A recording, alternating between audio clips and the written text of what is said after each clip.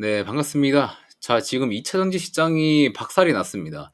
지금 당장 시장만 봐도 오늘 코스피 코스닥 양시장이 1% 반등을 시초 때 보여줬지만 오전에 모든 시세를 반납하면서 음정 직전까지 내려갔다가 횡보를 하고 있었습니다.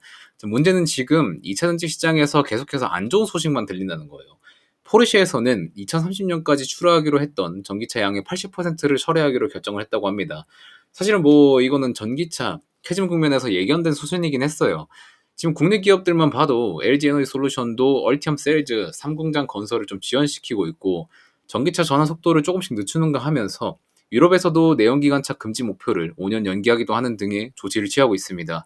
자, 포르쉐가 전기차 전환이 5년 전 예상보다 더 오래 걸릴 것으로 보고 있다고는 하는데 5년 전이면 19년도죠. 사실 그 당시에는 이러한 캐즘 국면에 대한 인식을 반영하지 않고 목표치를 잡았을 가능성이 높아요.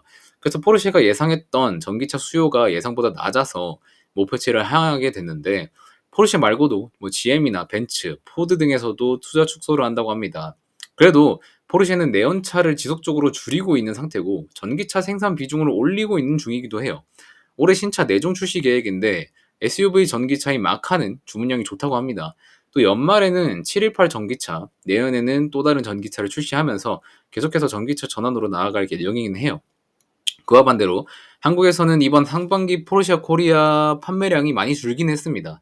20년도부터 포르쉐 인도량은 7,700대에서 해가 지날수록 8,400대, 8,900대에 이어서 작년에는 1만 대를 넘어섰는데 올해 상반기에는 3,500대 정도로 작년 대비 반토막이 났다고 해요. 그래도 전 세계적으로는 타이칸 EV 버전은 높은 판매량을 좀 기록하고 있는 상황입니다.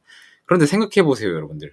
결국에 전기차 전환할 거잖아요. 시간이 얼마나 걸리든 간에 전기차로의 전환은 거의 강제적인 수준입니다. 근데 그게 언제 100% 전환되느냐의 시간 문제인 거예요. 여러분들 작년에 배터리 아저씨 이야기 듣고 2차 전지 매수하신 분들이 꽤 많으실 건데 특히 에코프로 BM, 포스코홀딩스 등등을 좀 보유하고 계실 거예요.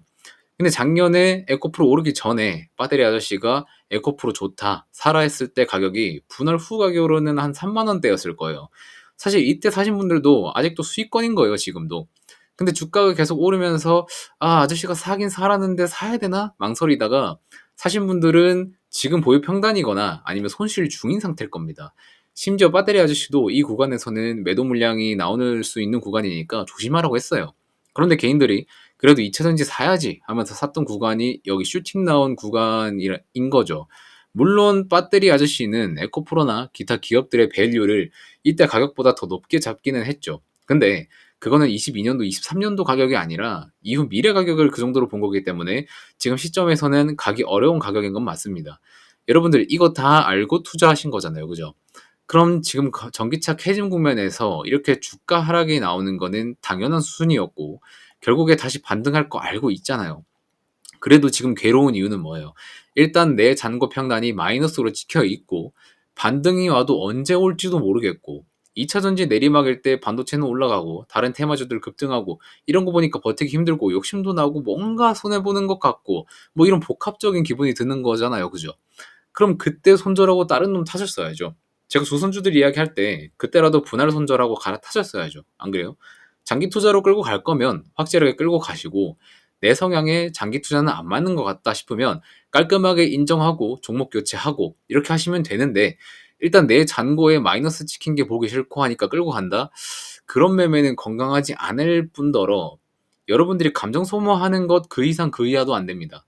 그래서 제가 말씀드렸던 것이 물려있는 거 전체 손절하는 것보다는 분할로 일부만 덜어내고 지금 잘 나가는 앞으로 더 잘 나갈 조선 쪽으로 갈아타는 게 나을 거다 이렇게 알려드려도 안 하신 분들 많을 겁니다.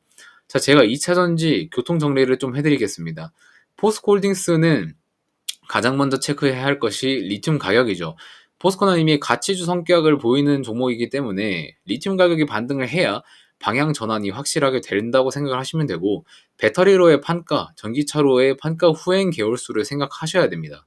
자, 그리고 에코프로 얘는 지주사라서 웬만하면 보유 안 하시는 걸 좀 추천드리는데 일단 10만 원에서 15만 원 사이로 주가가 회복하려면 못해도 22년도 매출만큼은 회복을 해야 됩니다. 그러기 위해서는 판매량도 늘어야겠지만 양극재 제조에 사용되는 리튬 가격도 영향을 받기 때문에 포스코홀딩스와 똑같이 리튬 가격 상승을 함께 체크를 해야 됩니다.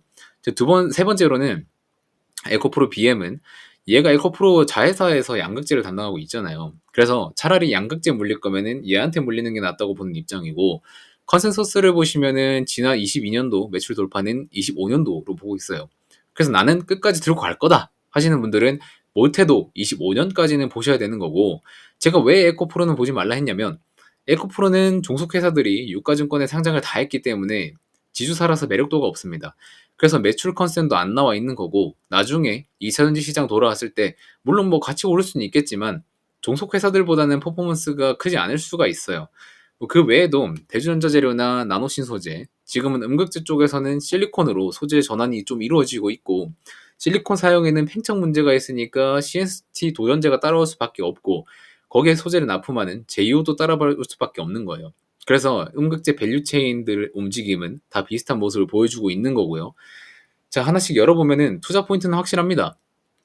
전기차가 시장에 처음 도입될 때 문제는 뭐였어요? 주행 거리에 대한 문제가 있었죠. 그래서 양극재를 개발하고 하이니켈 양극재를 만들어서 주행 거리를 내연기관차와 비슷하게 만들어 놨어요. 만들어 두고 보니까 또 문제는 뭐예요? 내연기관차는 주유소 가서 주유구 꼽고 1, 2분이면 완충이 가능한데, 전기차는 충전 속도가 오래 걸린다는 단점이 부각받아 왔잖아요. 그래서 주행거리 다음에는 충전 속도를 해결하기 위해서 충전 속도에 대한 개발이 이루어지고 있는 시기인 거예요. 그래서 대주전자재료, 나노신 소재가 부각받았던 거고, 포르쉐에서는 프리미엄 차량에 이미 실리콘 사용 비중을 늘리고 있는 상태죠. 그래서 어차피 갈 수밖에 없는 과정들의 종목인 겁니다. 그리고 그 수요가 폭발할 때는 과거 에코프로처럼 강하게 상승을 할 수도 있는 거고요. 그래서 지금 이렇게 눌릴 때는 차근차근 매수를 하고 나중에 반등 나올 때 매도를 하는 방식으로 플레이를 하면 되는 겁니다. 자, 2차 전지 쪽에서도 특히 음극재 쪽은 눌림에 분할 매수를 하면 되는데, 이 분할 매수 간격을 좀 넓게 봐야 된다는 거예요.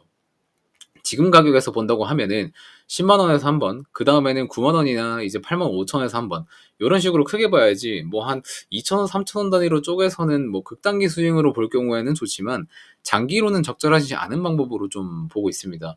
그래서 다시 한번 말씀드리지만, 여러분들의 투자 성향을 확인해 보시고 내가 장기 투자에 적합한 사람이다 싶으면 말씀드린 방법대로 좀 분할 접근이 맞고, 단기 투자의 경우에는 최근에 부각받는 오늘 나왔던 전략 기기들이나 조선 쪽으로 접근하는 게 좀 맞는 거라고 봅니다. 그래서 지금 당장 조선주에 적용을 할 수 있는 이 추세 추종 매매법 자료를 무료로 배포해 드리려고 해요. 여러분들이 정 매매를 못 하시겠다 싶으시면은 이거 보고 하반기에 조선에 적용을 해 보시면 될 것 같아요. 제가 자세하게 지금껏 주도주 흐름을 가져가던 한미반도체랑 오늘 또 올랐던 HD 현대 일렉트릭을 예시로 작성을 해뒀으니까 이거 한번 받아보시고 하반기 주도주로 자리매김할 조선 섹터에 대해서 반드시 적용을 해보시기 바라겠습니다. 내용 보시면 꽤 만족스러우실 거예요. 추세 추종 매매가 뭔지, 그리고 주도주였던 한미반도체와 HD 현대 일렉트릭의 주도 이유는 뭐였는지, 이런 종목들은 어디서 매수를 하면 되는지, 이런 것들을 디테일하게 다 작성을 해뒀으니까 꼭 살펴보시면 좋을 것 같습니다. 구독만 눌러주시고 100% 무료로 받아가시면 좋을 것 같아요. 자, 그럼 저는 다음 영상에서 또 만나 뵙도록 하겠습니다. 고맙습니다.